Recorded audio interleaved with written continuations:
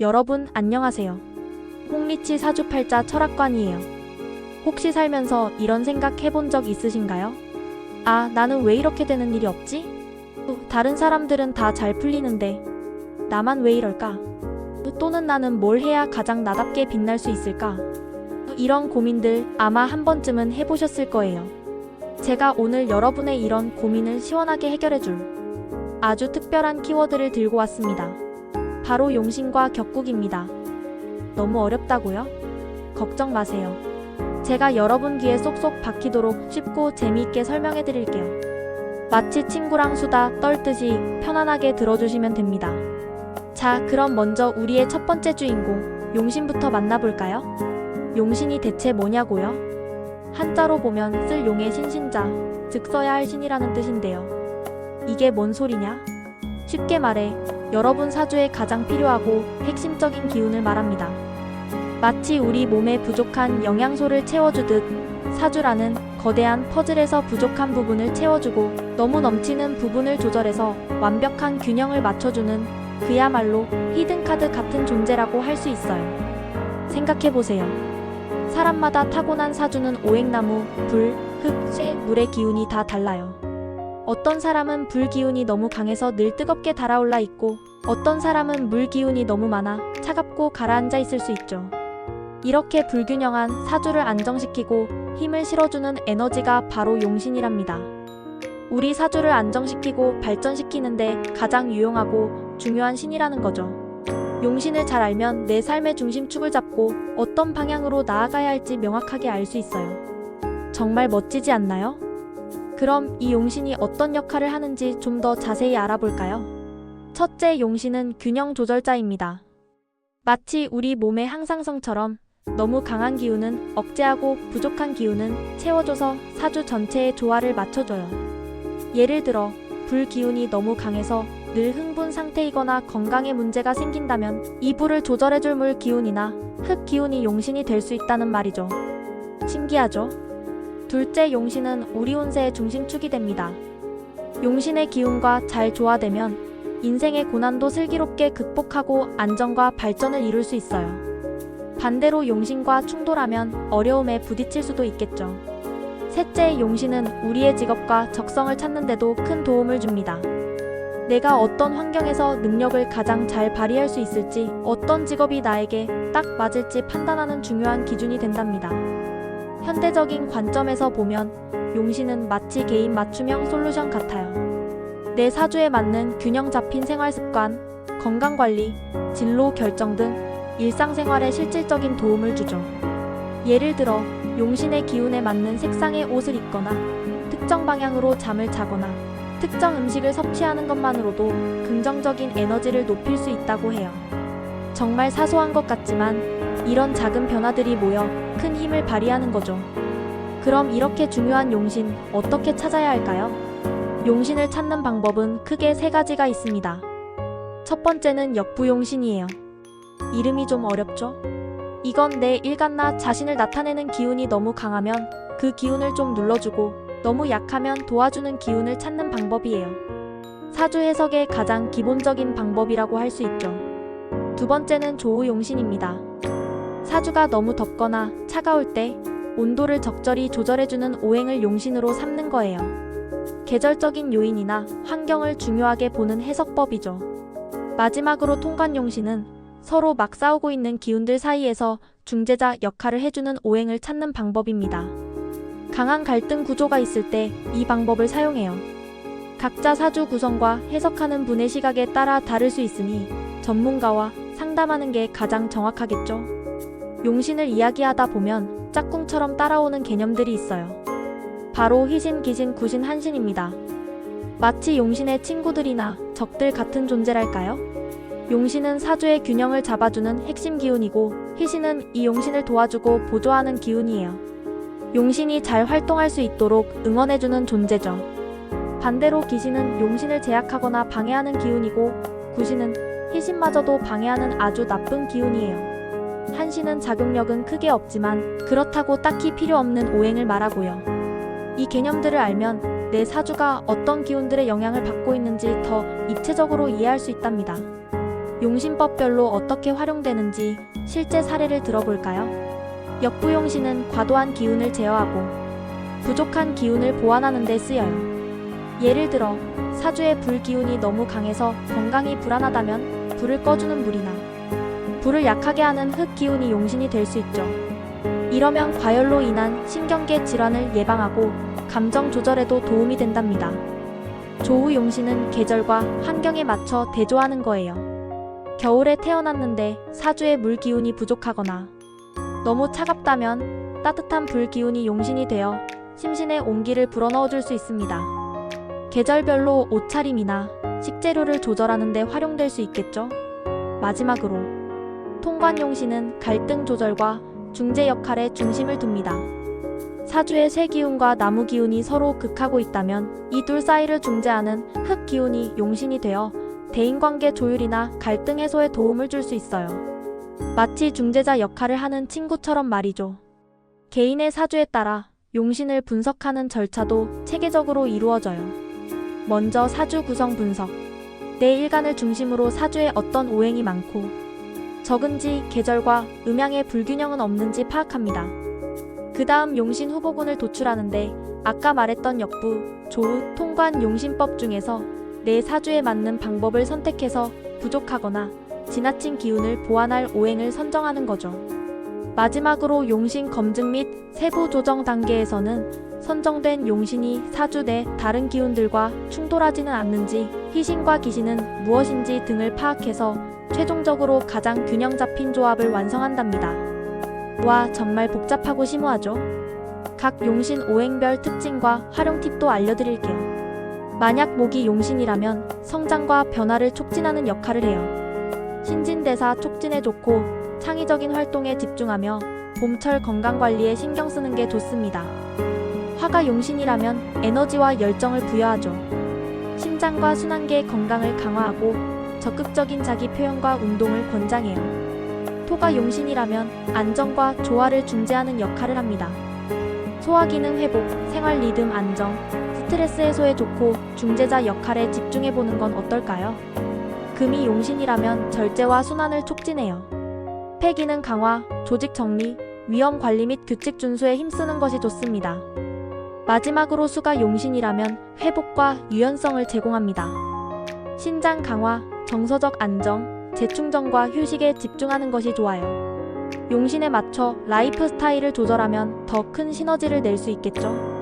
이해를 돕기 위해 예시를 하나 들어볼까요? 가령 1977년 8월 20일생인 어떤 분이 있다고 해봐요. 이분의 사주를 분석해보니 2025년에 흙과 쇠 기운이 매우 강하다고 해요. 그럼 어떻게 해야 할까요? 이 과도한 흙과 쇠 기운을 보완해줄 나무나 불 기운이 용신 후보가 될 수 있습니다. 구체적으로는 나무 기운을 높이기 위해 초록색 옷을 입거나 식물을 활용하고 봄철 산책이나 창의적인 활동을 추천하는 거죠. 또 불의 에너지를 보완하기 위해 심장 건강을 관리하고 따뜻한 음료를 마시며 운동을 하는 것도 좋습니다. 이렇게 하면 과도한 흙, 쇠 기운으로 인한 건강 위험을 낮추고 2026년에 올 불, 나무 기운의 해를 미리 대비할 수 있답니다. 어때요? 훨씬 이해가 쉽죠? 자, 이제 두 번째 주인공인 격국에 대해 이야기해볼 시간입니다. 격국이란 뭘까요? 격국은 사주명리학에서 개인의 사주를 구조적으로 분류하는 틀을 의미합니다. 쉽게 말해 여러분의 사주가 어떤 그릇에 담겨 있고 어떤 형식으로 짜여 있는지 알려주는 핵심 개념이라고 할 수 있어요. 우리 인생의 설계도 같은 거죠. 사주 해석에서 단순히 좋고 나쁨을 판단하기 전에 이 사람이 어떤 에너지 속에서 태어났고 어떤 기운이 삶의 주도권을 쥐고 있는가를 알려주는 아주 중요한 출발점입니다. 격국은 주로 내 일간락과 월지 태어난 달의 지지의 관계를 바탕으로 결정돼요. 월지는 계절의 중심 기운을 담고 있어서 사주 전체의 기세와 분위기를 파악하는 데 아주 중요하거든요. 일간이라는 씨앗이 어떤 계절, 어떤 환경에 뿌려졌는가를 통해 이 씨앗이 어떻게 자라날지, 어떤 생존 방식과 사회적 역할을 가지게 될지를 파악하는 과정이 바로 격국입니다. 재미있죠? 격국은 사주 전체의 구성 중에서 어떤 기운이 중심이 되어 구조를 형성하는지를 말하고, 이 중심 기운은 오행이나 육친비견, 재성, 관성 등으로 나타나요. 결국 사람의 격국은 그 사람의 재능, 적성, 직업 성향, 사회적 태도에 직접적으로 영향을 미치는 아주 중요한 기준이 된답니다. 단순히 어떤 글자가 많고 적음을 보는 게 아니라 월지의 지장간이나 일간과의 관계, 기운의 강약 등을 종합적으로 고려해서 사주의 흐름과 골격을 파악하는 데 쓰이죠. 용신이 개별적인 기운의 균형을 맞추는 거라면 격국은 그 기운들이 모여 만들어내는 전체적인 그림이라고 생각하시면 돼요. 격국은 보통 대표적인 10가지 유형으로 나뉩니다. 걸록격, 양인격, 식신격, 상관격, 편재격, 정재격, 편관격, 정관격, 편인격, 정인격. 이름만 들어도 벌써 뭔가 대단해 보이죠? 이 외에도 종격이나 화격 같은 특수 격국들도 있어요. 학파나 술사에 따라 분류나 용어가 조금 다를 수도 있지만 중요한 건 격국이 사주의 골격이기 때문에 용신을 선정하거나 운세를 해석하고 직업을 분석하는 등 모든 사주 해석의 기준점이 된다는 사실입니다. 격국을 알면 나 자신을 더 깊이 이해할 수 있고 어떤 방향으로 나아가야 할지 명확한 나침반을 얻을 수 있는 거죠. 자, 그럼 몇 가지 대표적인 격국을 좀 더 자세히 알아볼까요? 먼저 걸록격입니다. 걸록격은 한마디로 지식과 교화로 사회를 바꾸는 품격 있는 설득자라고 할 수 있어요. 말과 글, 지식과 품위 있는 언행을 통해 사회 정의를 실현하려는 성향이 아주 강합니다. 자기 이익보다는 공공의 질서와 도덕, 약자 보호를 중시하고 지식과 교육으로 사회의 윤리 기준을 바로잡으려는 교화형 리더십을 발휘하죠. 마치 사회의 선생님 같은 느낌이랄까요? 주요 특성은 말과 글로 불의에 대응하고 교육과 윤리를 중요하게 생각하며 도덕성과 윤리의식이 높아 타인의 귀감이 되어 사회 문제에 대해서도 설득력 있게 개입하고 사회적 약자를 지식 기반으로 보호하려는 리더십을 보여줍니다. 정말 멋진 분들이 많겠죠? 하지만 장점만 있는 건 아니겠죠? 단점으로는 팩트에 너무 집착하거나 선민의식으로 인해 갈등을 유발할 수 있다는 점이에요. 지나친 교화 의지가 자칫 간섭처럼 보일 수도 있고요. 자신의 신념에 너무 집착해서 타인의 의견을 무시하거나 고집스러움 때문에 협업이 어려울 수도 있습니다. 조심해야 할 점은 자신의 옳음만 고집하지 말고 상대방의 입장도 수용하는 열린 자세가 필요하다는 거예요. 과한 정의감보다는 이해에 기반한 설득이 더 중요하고 윤리 기준은 다양하다는 점을 인정하며 대화를 확장해야 합니다.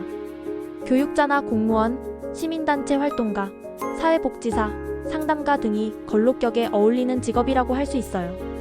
자신의 지식과 품위를 활용해 세상을 이롭게 하는 직업들이죠. 다음은 양인격입니다. 양인격은 사회적 부조리에 맞서는 실천형 정의파라고 할 수 있어요. 세상의 불의와 억울함을 절대 그냥 넘어가지 못하는 성향을 가진 분들이죠. 정의로운 분노를 바탕으로 약자를 보호하고 직접적인 행동으로 사회를 변화시키려는 기운이 아주 강해요. 불합리에 대해 즉각적으로 대응하고 민원이나 청원, 저항 등을 통해 사회 정의를 실현하려는 분들이 많습니다. 사회 정의와 약자 보호를 중시하는 공동체 중심 사고를 가지고 있죠. 불의 앞에서는 절대 타협하지 않는 전면 승부형이라고 할 수 있습니다. 정말 용기 있는 분들이에요. 양인격의 강점은 사회 부조리에 대한 민감한 반응력과 약자를 향한 본능적인 보호 본능입니다. 강한 신념과 실천력으로 사회 변화를 추구하는 실행하는 정의감을 가지고 있죠. 하지만 주의할 점도 많아요. 감정이 과잉되거나 극단적인 행동으로 인해 사회적으로 고립될 수도 있습니다. 강자 앞에서 취약한 구조를 가질 수 있고 지속적인 불의와의 싸움이 무력감을 초래할 위험도 있어요. 감정이 앞서면 건설적인 결과를 내기 어려울 수도 있고요. 양인격을 가진 분들을 위한 삶의 전략으로는 감정 조절 훈련, 합법적인 루트 활용, 협력적 자세, 장기적인 비전 설계, 그리고 자기보호 훈련이 필요합니다. 인권 변호사, 시민운동가, 노동운동가, 언론인, 정치가 등 사회 정의를 실현하는 직업에 잘 어울린다고 할 수 있어요. 이분들이 없다면 세상은 불의로 가득 차겠죠? 세 번째는 식신격입니다. 식신격은 지식과 능력, 집중과 성실로 완성해가는 조용한 전문가형이라고 할 수 있어요. 이분들은 지식과 능력, 전문성에 대한 강한 집중력과 책임감을 가지고 있습니다. 스스로 문제를 해결하려는 독립적인 자세와 조용하지만 깊이 있는 성취를 추구하는 인물들이 많죠. 겉으로는 무던해 보이지만 속으로는 몰입과 완벽을 추구하는 타입이에요. 혼자서 묵묵히 꾸준히 성장하며 깊이 있는 학습을 통해 전문가로 거듭나는 분들이 바로 식신격입니다. 식신격의 장점은 높은 집중력으로 전문 지식을 깊이 있게 쌓고 자기주도적인 문제 해결 능력이 뛰어나다는 점입니다. 책임감과 성실성으로 맡은 일에 끝까지 몰입하고 깊이 있는 분석과 반복 훈련을 통해 실질적인 실력을 쌓는 데 아주 유리하죠. 기초를 튼튼히 쌓는 태도로 진정한 전문가로 성장할 수 있습니다. 하지만 단점도 있어요. 일에만 몰두하다 보면 대인관계가 소홀해질 수 있고 과도한 책임감으로 자신을 몰아붙여 스트레스를 받을 수도 있습니다. 완벽주의 성격 때문에 번아웃 위험도 높고요. 협업보다는 혼자 하는 것을 선호해서 타인의 방식을 수용하기 어려울 때도 있습니다. 조심해야 할 점은 관계관리 소홀을 피하고 완벽주의를 경계하며 과정의 유연성과 탄력성도 중요하게 생각해야 한다는 거예요. 혼자만의 지식보다는 외부 멘토링이나 피드백도 받아들이고 과몰입을 멈추고 적절히 스트레스를 관리하는 것도 아주 중요합니다. 연구자, 분석가, 교육자, 예술가, 기술자, 프로그래머, 전문직 회계사, 의사 등이 식신격에 어울리는 직업입니다. 한 분야를 깊게 파고들어 최고의 전문가가 될 수 있는 분들이죠. 여러분, 오늘 저와 함께 용신과 격국에 대해 알아봤는데 어떠셨나요? 어렵게만 느껴졌던 사주명 이야기 조금은 흥미롭게 다가오셨으면 좋겠습니다.